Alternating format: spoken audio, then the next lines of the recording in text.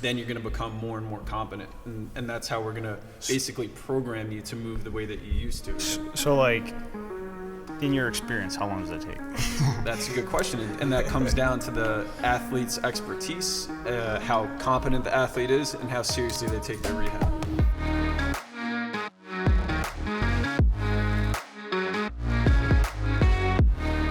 Seems like a great idea to get wrapped in my analysis or do something like that. You know what I mean? Just like the worst thing. Are you going to do that push-up thing? Yeah, I think so. I think that's a good one. That's going to be awesome. I should stretch my chest out. Cool. Yeah. All right. Welcome back. We're in. It's the Full Send Podcast. Welcome back, everybody.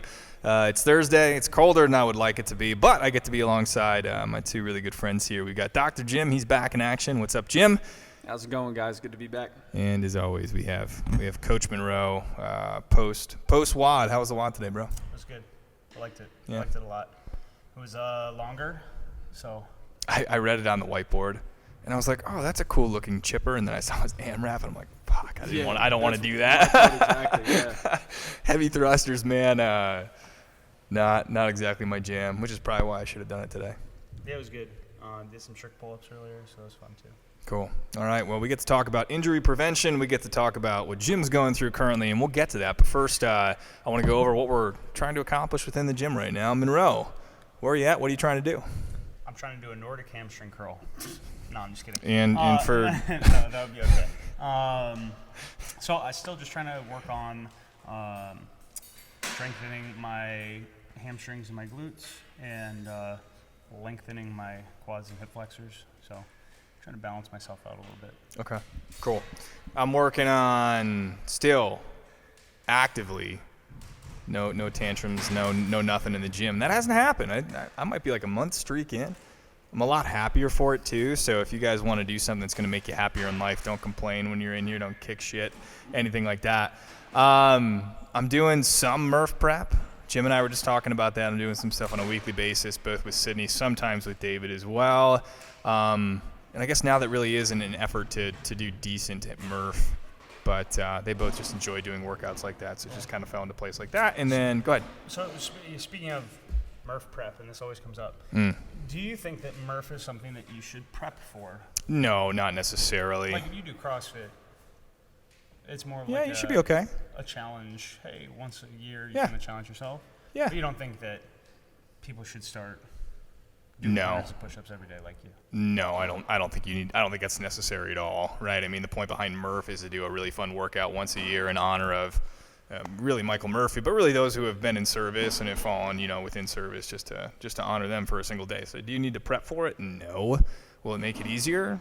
Sure, but I mean, so is practicing anything else within CrossFit. But if your objective is to do a bunch of CrossFit, then no, I wouldn't specialize in anything one way or the other. I think that you should prep for it. The first time I did why is it, that, Jim? Well, because I played basketball a lot before I did CrossFit. So when this workout came up, I was like, this is my jam. Mm-hmm. And then I got to it. I did like a 6-minute mile on the first one, and then just died. And then the rest of it was the hardest thing I'd ever done in my life. And I was like, well, if I prepared a little bit and really felt what that many push-ups, and pull-ups feel like I would have had a better idea going into it. Because after that, I was wrecked for 5 days. So if it's your first time, I think that it wouldn't be a bad idea to prep a little bit. If you've done it before, you know what you're getting yourself into. Do like a mini one. Yeah, exactly. Yeah. Let's dive into this a little bit, because these will be some little nuggets on tips especially if you're doing this for the first time. Jim, you said how fast was your first mile when you went out in Murph? I did it 6 flat? Yes, dude, I did this is the number one mistake that I've seen people do. And look, I get it. You get super hyped up. You're like, I'm gonna go as hard as I possibly can. I think the worst thing that you can do is do 6 minutes. And Jim is he's a monostructural machine, right? We've all seen him on the skier, on the rower, the run. He's a fast boy. So what I would suggest to that is take your 6-minute mile and go out go way slower. Yeah. You should just be going out comfortable, almost like a talking pace, because you have so much more work that is left to be done. Yeah, it was right? just poor planning. Yeah, I didn't know what I was doing.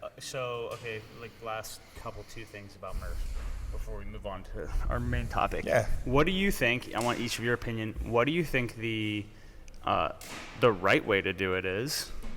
What can you be more specific? know. What do you mean by You know right what I mean, way? Like Yeah. people say, like, oh, if you didn't do it if you did it unpartitioned, Oh, then okay. it's not right. Yeah. Oh, if you didn't do it Okay. with vest, then it's not right. Yeah. And then what is your favorite way to partition it? Okay, Jim, take it away. I always have broken it up. Like I'll do, was it push-ups, pull-ups, like. And you think RX is no vest? It's fine. Like you would say, hey, I've done Murph as it's written without a vest. I've done it without. I've never done it with a vest. Yeah. Right. I've But never you would owned say a that's vest. more like an RX plus type thing. Yeah. Not so much like you've done the workout. For sure. Okay. And your way to break it up? What was it, like 5, 10, 15? Is Yeah, that it's the way 20 I- rounds. Yeah, I Yeah. think that's Okay. the way I do it. What's yours? So the first question is, what's the right way to do it? Yeah. Oh, I don't care. I think people Partitions should. is fine. Yeah, I think people should be able to do it however they see fit to do it and everything like that. I think it's RX. There's just different ways to do it, and it's a different, I don't know, metabolic pathway. I mean, there's way more stamina if you're going to do it unpartitioned than you are going to do it partitioned. So naturally, you're going to go faster. So I don't really get caught up in that, whether it's RX or not. Favorite way to partition it? That's a tough question. Yeah, It's a hard I didn't think workout, about man. that, yeah. I like to partition it less because it's more challenging. So I've done 20 rounds, 5, 10, 15, did it in 37 minutes. And it was wow. like I just kind of cruised through that. I think it's a much better mental kind of workout if I go 5 rounds. 5 rounds is kind of fun because you're not just sitting there for forever and you're able to kind of keep moving. But it's a lot more challenging 20 rounds. I'll say that. 60? Yeah, 20, 40, 60. I'll say Yeah, that. that's I've heard that's the hardest way to do it. I think it was the worst I felt. Because like with unpartitioned, at least like once you get done with something, you're done with it. You know, you can just kind of chunk through it. But I've heard that's like big sets of everything. It just gets gnarly either way. Yeah. So I'm right there with you. I think that any way that you get through it is as prescribed. And I think that as people, if this is your first time doing it, I think you should try to scale it the first time. Try to do it partitioned, 20 rounds of Cindy without a vest. And then once you do that, I think you should try and do it with a vest partitioned. And then I think you should try and do it unpartitioned with a vest, or without a vest, and then unpartitioned with a vest. Yeah. Would be the hardest. I've done it differently every single year that I've done it. Yeah. And, I would say that for like first timers, like I'm going to say like 90%, maybe 95 are doing it 5, 10, 20, or even like, what is it, 5, 5, 15, 5? Because the push-ups is, for most is the hardest part for people and where you really slow down. So just remember that as you're going into that. And well, the best way to break up the push-ups, if you're really bad on them like me, here is he comes. 50 rounds of 2, 4, 6. So that's what I'm going to do. You said that to this year. Sydney the other day, and she's like, "What? You Yeah, can do that?" 50 rounds of 2, 4, 6. See, I'm the type of guy when a workout gets long, like my counting skills just go down the toilet. So like I could not like keep. Gotta have the straight. whiteboard next to 2, you 4, or 6? something, Yeah, but 50 times? Oh, That's- you just have a whiteboard. Yeah. and then you got to count. That's also something nice about the 5 rounds. You're just like, all right, Yeah, like, keep it simple. and that is think pretty through simple. Yeah. All right. Well, that's a little bit about Murph. That's a nice little intro that we have here today. But our point today is we get to talk a little bit about injury prevention. And Jim, you have a story for us. Talk to us, man. We haven't had you on in maybe 6 weeks, something like that. What's going on in your life right now? The clinic's, taking some big steps. There's some tile up there in the bathroom, and we've got some more things going on with the gym with the water fountain being done, so happy on those fronts. In terms of injury prevention, it was kind of funny because Monroe was seeing me for a hamstring injury, and then I got injured in like the least cool way possible. I was just doing like a body weight Cossack squat warming up, and then I just felt a big pop in my hamstring, so I've been out of commission for a little over a week now. So now I need to take a dose of my own medicine and slow down, reevaluate, and then start strengthening things back up. So we thought today would be a good time to talk about injury recovery. Yeah. Go ahead, So Monroe. what do you think? Like, you're doing a body weight squat. You're strong. You're conditioned. You're flexible. You move through these movements all the time. You know what you're doing. Like, how does something like that happen? Because I think people are very scared of injury. And, it's like, even if you do everything right, like, It happens. it Yeah, happens. So it's like, how do you, I guess, mentally, just, be okay with that it's like, hey, what I'm doing and moving my body around, I could get hurt. And, that's not if I get hurt, it's the end of the line, and like, how do you get through that, I guess? Yes, I mean, you're a different person each day when you walk into the gym. Like, if you just did, like, I still looked at this week's workouts. If you did Monday's workout, like all those squats, all the biking, you know, you're not the same person coming into the gym on Monday as you are on Tuesday, because your legs are just completely destroyed after something like that. So with me, I think the day before I had played basketball, which is a lot of, you know, lateral movements in terms of like what I was doing compared to here, where it's just, you know, you're moving in the sagittal plane. So when I started moving, I was tight. I didn't roll out where I felt real tight, and then that just gave on me. So being cognizant of your body and, you know, taking time, get to the gym early. I usually like to get to the gym 15 minutes early. I was just treating patients. I was rushing. I did everything that I tell people not to do. So, you know, I got to be better. So I think there's something to remember too. Like in life, it's pretty much a matter of like when you get injured. And that goes for anything. Like even if you're sitting on the couch the entire time, like lack of motion is going to inflame the joints. You're not going to be able to move very well.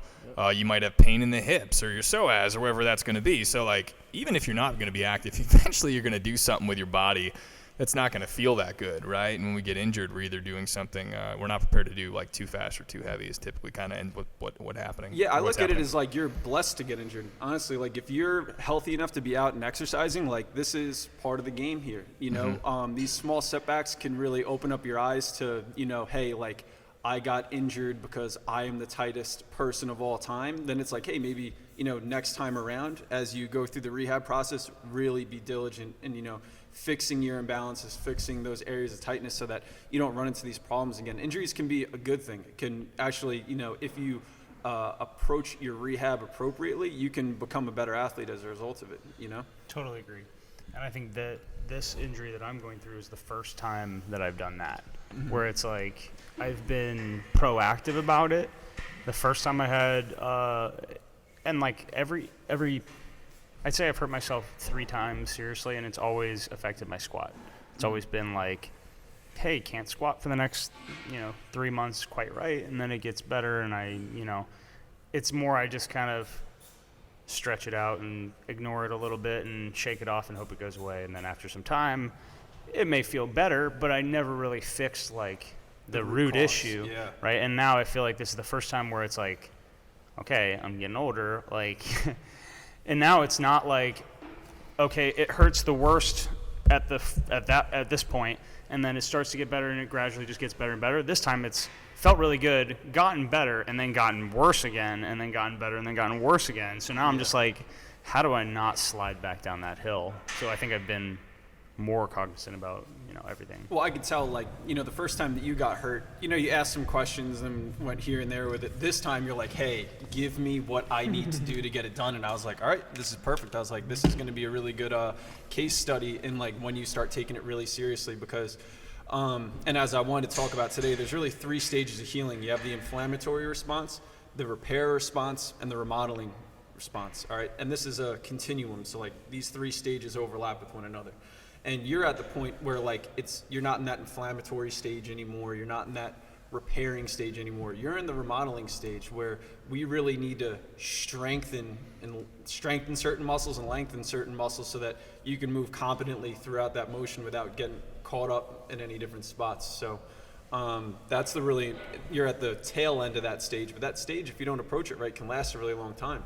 Yeah, because, I've noticed that as I've, tried to go through the remodeling part, and then I forget to start rolling my quads out, and then this shortens back up. It just like undoes everything, and it's like I feel like I go back down those steps, and then I have to go right back up. Yeah. So hitting it right the first time, and this is a problem that when I first got into practice, I had a difficulty recommending to patients when to return to play, because it's like, as an athlete, and the reason why I got into sports medicine in the first place was because when someone fixed me, I was like, I want to fix other people. It had a really profound effect on me.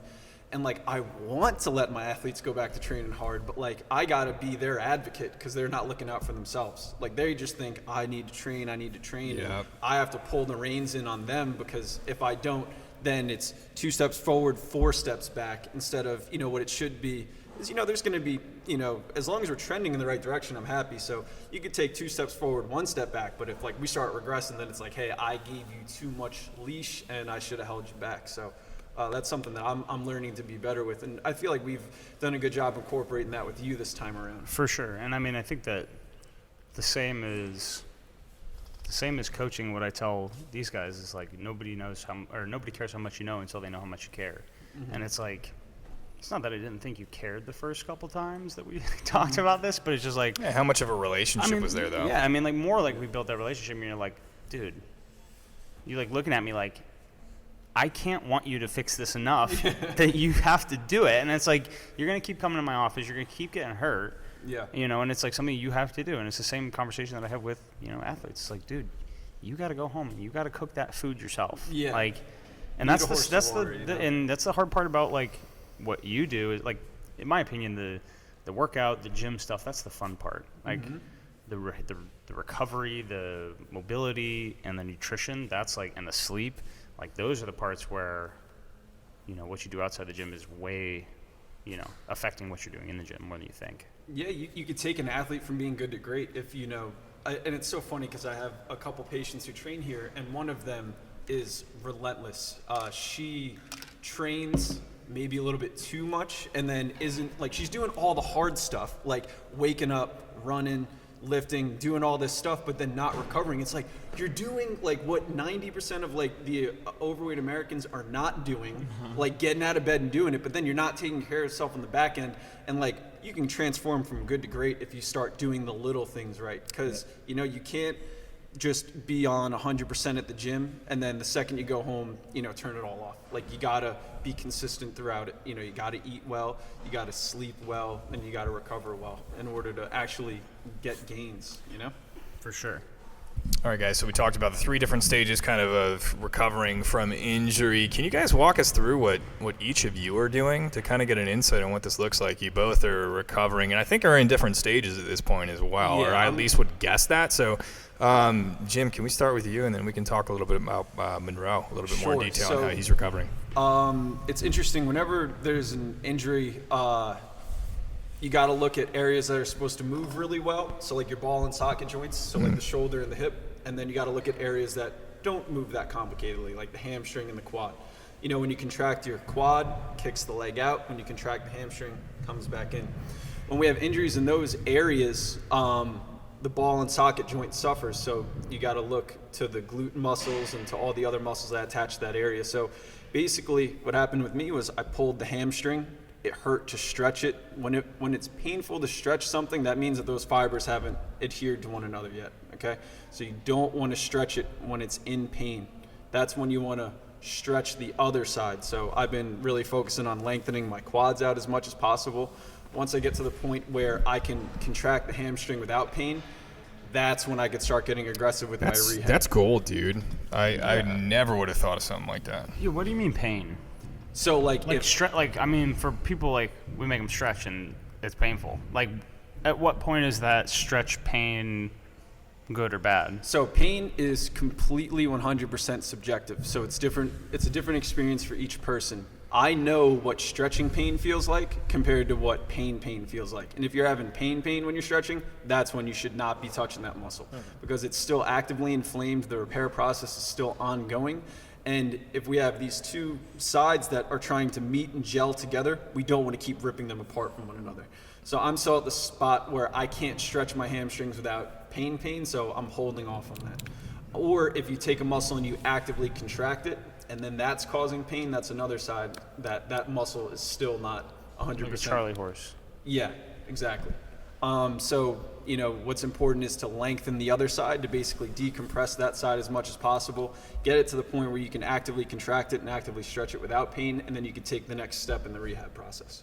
So then you can start doing like isometrics or movements that contract it without creating movement in the joint to start strengthening and building it back up. Yeah, what are isometrics? What do you mean by that? Sure. So iso means same, metric means distance. So we're contracting the muscle without moving at all. So an example of that would be like if I lock my leg out straight completely like this, and I just extend as far as I can, I'm isometrically strengthening that quadricep muscle. It's not moving, but it's contracting. Whereas if it was like an isotonic exercise, like let's say a bicep curl, that's the same weight throughout the full range of motion. All right, so the earlier stages, you don't want to move the joint through the full range of motion because there's not enough competency in the joint yet. You got to build up that underlying strength before you start progressing them to more complicated movements. Okay. So, yeah, I'm with you on that. So the other thing too that Monroe and I were talking about was muscle memory and basically the way that your body learns movements. All right, so Yeah, and that's kind of like where I feel like I'm at with my recovery stuff. Is like it doesn't hurt. I'm not in pain. It just feels like I can't like get my body to do what I want it to do. Exactly. So there's something you could do in what's called a functional MRI, where basically you have someone in an MRI machine.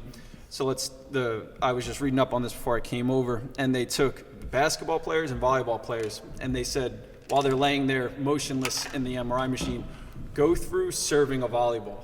All right. So they had the volleyball players do that, and a basketball player do that mentally, not physically. So they're just running through. I was about to ask, can you do that in an MRI machine? No. I've never been in one, but I wouldn't think so. No, you don't want to be moving around in there. So what ends up happening is the fMRI will basically show what areas of the brain light up when you go to do something. So what was interesting was they had these two groups perform two tasks. One was serve, and the other was shoot a foul shot. And then they charted what would happen on the brain. Now, when you're skilled at something, when you're an expert at something, it takes less brain activity for you to do that movement. So the volleyball players, when they did the spike, they had this little blip come up on the brain. When they had the serve rather, and then when they had the basketball players do it, there was a much larger light up in the brain because it wasn't a pathway that they were used to accessing. Same thing when they did the foul shot. Little blip came up for the basketball players, and then it lit up the volleyball players. So what's going on in Monroe's case is he doesn't have a good representation of muscle memory in his brain for those movements yet. So that's why rehab is really, at the outer ends, like where he's at, we need to make it more sport specific. We need to grease the groove. We need him to run through repetition on repetition on repetition to really hammer that pathway home in his brain so it becomes second nature. Like you see it on Saturdays when Monroe's showing someone how to do the snatch. He just pops into that position. And if you take someone who's never done that before, who has all the range of motion to do it, they can't pop into that position the way he does because he's greased that groove and he has that muscle memory, that brain-body connection to get himself into that position. That's what we're working on getting him back to with his hamstring right now. So like the other thing that's interesting to me is I feel like my brain-body connection has lied to me, and where it's like I've almost, like now that I'm doing these like hamstring curls and then I'm like really like focusing on activating my glutes and hamstrings, excuse me, my squat feels totally different. Like I feel like I can feel those muscles now like way more, and I'm like, oh, this isn't how I felt like my normal greased groove squat felt. It feels like I have a lot more like control through muscles that I never felt before. So like, I don't know, it just makes me think like how many other things that I've been doing are like, it feels like I'm doing it right, but it might be a lie that I'm not like, you know. When you say brain-body connection and you're talking about you doing that in a squat and you're being, cognizant of it now, like what was the difference? What do you think about now versus in the past, kind of before you got injured?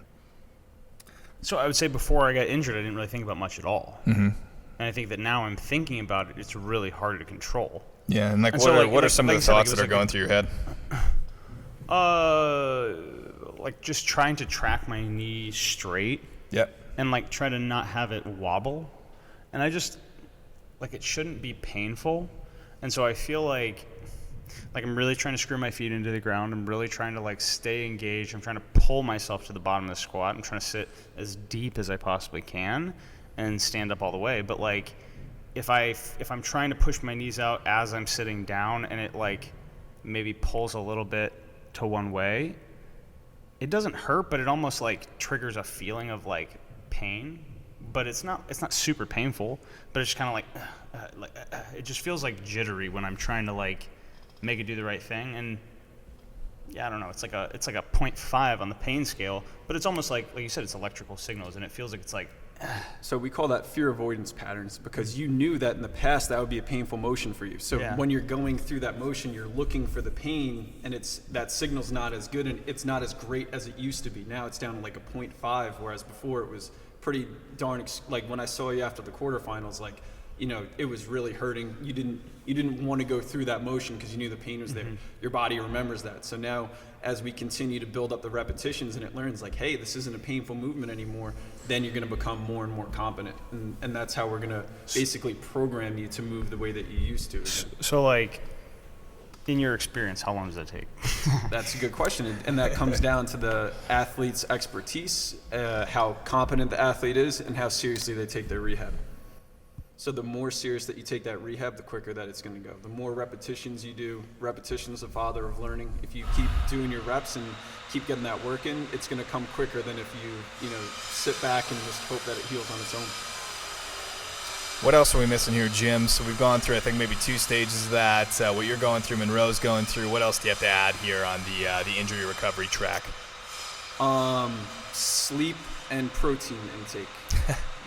Let's start with sleep. Let's start we were there. talking about this the other day, and like I think I saw something that was like, I was talking about playing violin, and it was like that like when your brain is practicing something, it like insulates adds insulation to the connection of that electrical signal that makes your brain do what it should do for your muscles. And it's like that insulation only gets built when you sleep, and like that's when your practice turns into learning, right? Yeah, so sleep is when we basically put short-term memory into long-term memory, and that's when we ingrain those either like when you're studying and learning, or like body movement. So you want to become to the point, and if we're relating this back to sport, that these movements become subconscious. Like you don't even have to think. If I'd say drop into a squat, you could do it without being like, screw my feet in, push my knees out. Like you want to be able to just do it.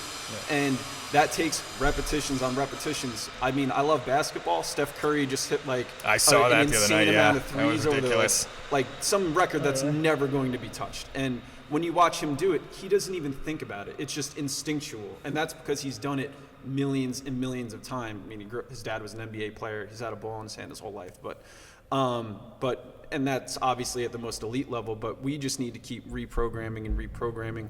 And it's just like when you first see an athlete come into the gym, they're going to have significant strength gains after 2 months. And it's not because they got that much stronger. It's because they are activating that neuronal pathway. They're laying down what's called more myelin. Myelin is that insulation that wraps itself around the nerve to conduct the electrical impulses faster.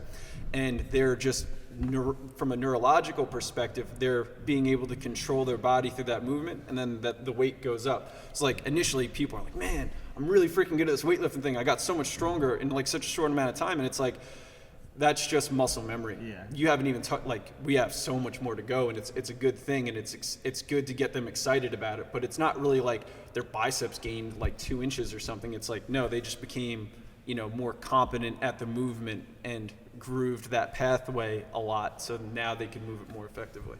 Yeah, I mean, and I think we've talked about this, like training brand new people is so much better than training people who've done CrossFit for like 5 years. Agree. And they think they know like what, it's like, agree. You get somebody that's brand new and it's like, hey, touch my hand with your knee. And they figure it out, and they, you can teach them right from the beginning.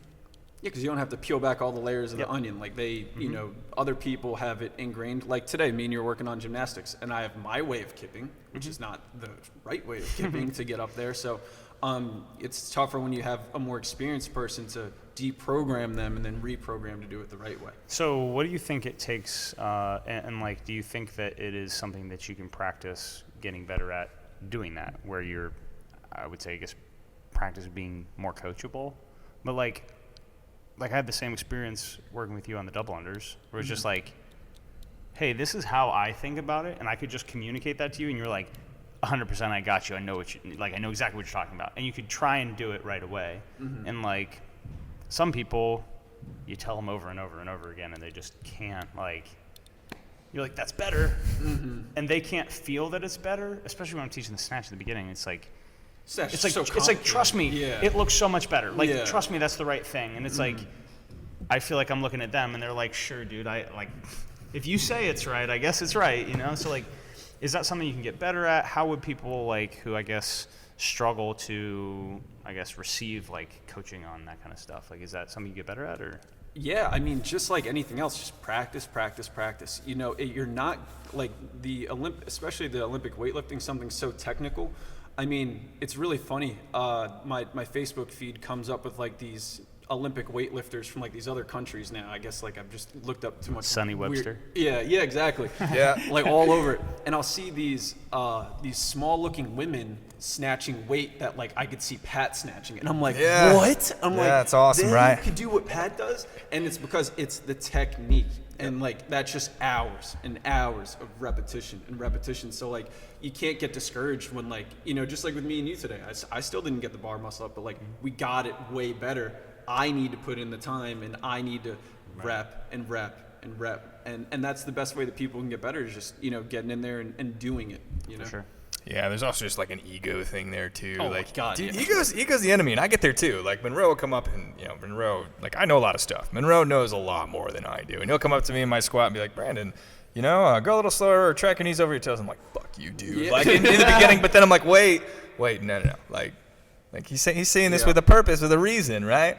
Yeah, you gotta check the ego when you come in the door, Yeah, and want to be held, because like there's not a coach in here who's coming up to cue you to be a jerk. Mm-hmm. You know, they're coming up because they want to help you. They want to get you into a better position, and you can't see yourself. Yeah, there's no mirrors. You can't do it, right? You have no idea how well you're moving. Yeah, or, and that's how bad you're moving. You just gotta, you know, be open to the coaching and like realizing like, hey, like he's an expert professional at this. Monroe's been doing it longer than, I mean, probably like 5 times longer than I've been doing, you know, Olympic weightlifting. I think I'm like 2 or 3 years in. You said you're at like 10?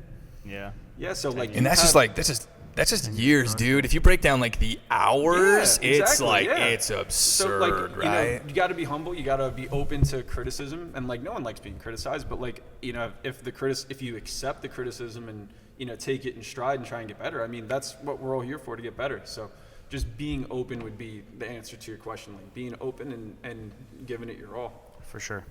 I totally agree. I think that, you know, I've noticed with myself at least that I move better when I go to class and when I have a coach and when I'm like in a situation where it's like, okay, everybody, let's move the empty barbell. Okay, we're going to do 3 hang power cleans from top of the knee. 3, 2, 1, go. And we grease those movements. Mm-hmm. I feel so much better. Like I was going to do this workout, like I didn't have a 7 a.m. class this morning. So I was like, this workout looks fun. Let me just knock it out real quick. Mm-hmm. And then I didn't. And I came to the noon class, and I felt so much better in the noon class because I was like, I did all the warm-ups with the whole class. And it's like I don't really, I mean, I can put 115 on the bar, but like, and just do it. But it's much better for me. And I feel much better when I'm, you know, with that group and I'm doing the class and I have the coaching there, you know?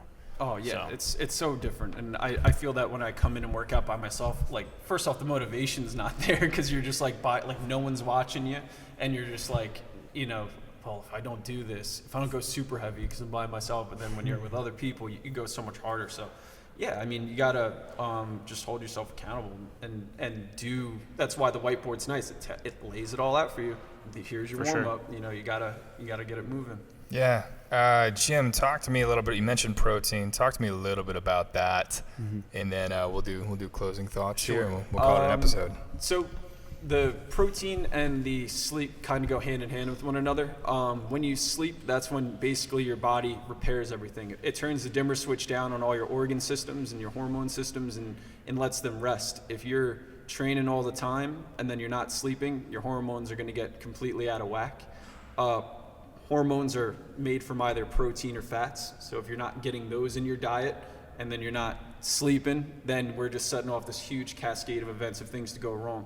And then people break down and then they, you know, either get injured or get sick and then need to shut it down for a bit. What you really want to do is make sure that you're taking in adequate amounts of protein for the muscle recovery and adequate amounts of protein for the hormone balance. You want to make sure that you're taking in adequate amounts of, you know, healthy fats to, you know, because those fats are precursors to, you know, testosterone and, you know, progesterone and all, you know, basically all the hormones in the body. And that's how you're gonna, maximize being healthy while doing healthy things. 'Cause CrossFit can be a really healthy thing if you approach it the right way. But if you're just burning out every day and then not sleeping and not recovering, then you can really injure yourself. So you gotta take care of yourself. What about adrenal fatigue? Because I used to date this girl that what is so for the kids here? What is adrenal fatigue? Your adrenal glands produce adrenaline. Yep. Right, which is so it's that comes from overtraining, right? Like when you're in the same kind of thing, right? Yeah, or overstressed. I mean, if you're chronically under a lot of stress, the theory is that you're overproducing. I guess let's back it up a little bit. You have what's called your autonomic nervous system, and you have your sympathetic and parasympathetic nervous system that make up your autonomics. Sympathetic nervous system is fight or flight. Parasympathetic is rest and digest. So what you want to do is you want to have balance between the two of them. If you are constantly, super caffeinated, not sleeping, training all the time, stressed out all the time, you are going to run your sympathetic nervous system. And that parasympathetic nervous system is going to go by the wayside. Then you start getting digestional problems because your parasympathetic nervous system isn't working well.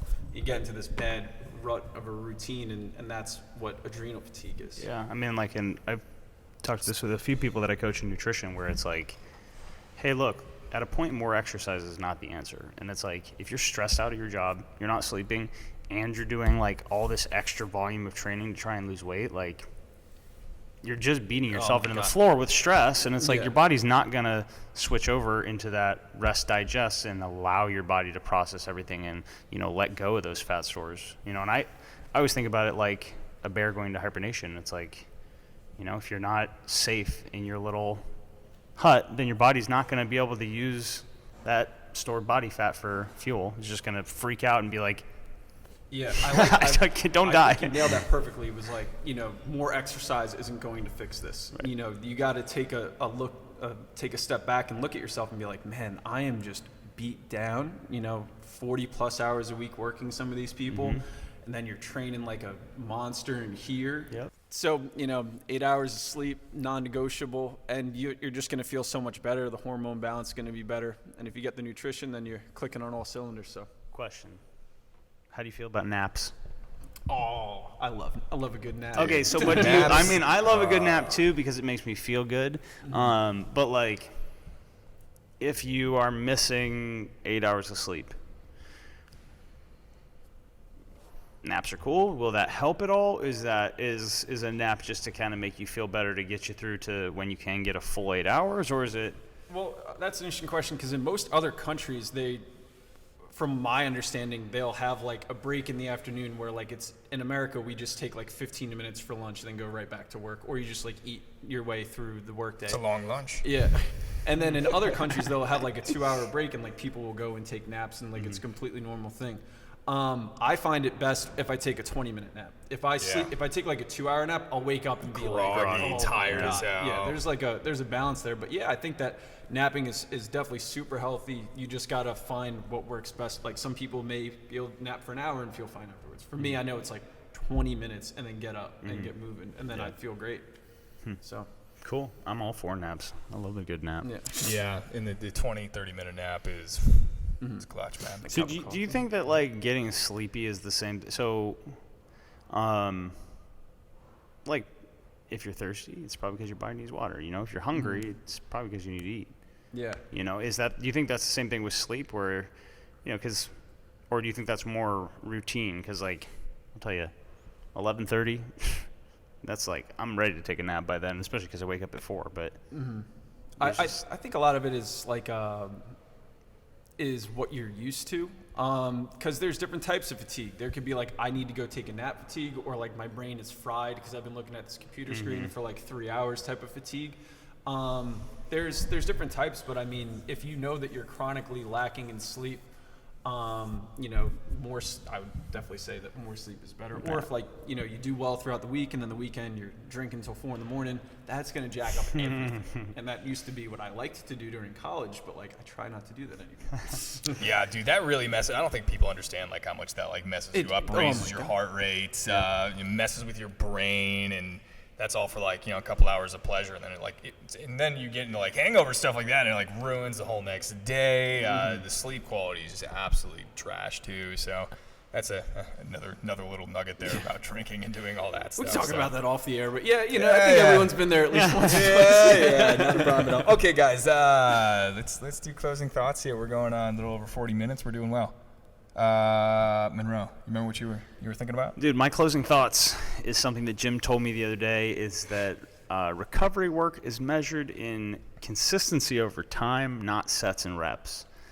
So I started just doing this whole recovery thing, and I was That could like, be like on a poster or something, Yeah. Put it on So- the wall of the clinic. I was just like, okay, time to activate my hamstring.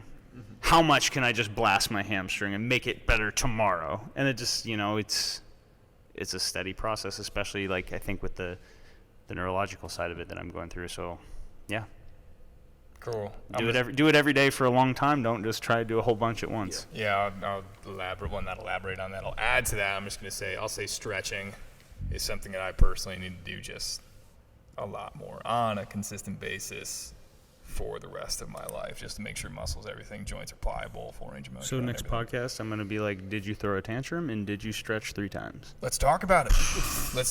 Hold you accountable. All right, Jim. Roll, stretch, strengthen. If you guys are hurting, come see me. Love to help you out. Awesome. Thank you so much for watching, guys. If you are watching on YouTube, like the video, subscribe to my channel for more just like this. If you're listening to us on Apple Podcasts or Spotify, give us a 5-star rating. We'd appreciate any comments you have, any questions you have, leave them down below. Thank you so much for watching, and we'll see you soon.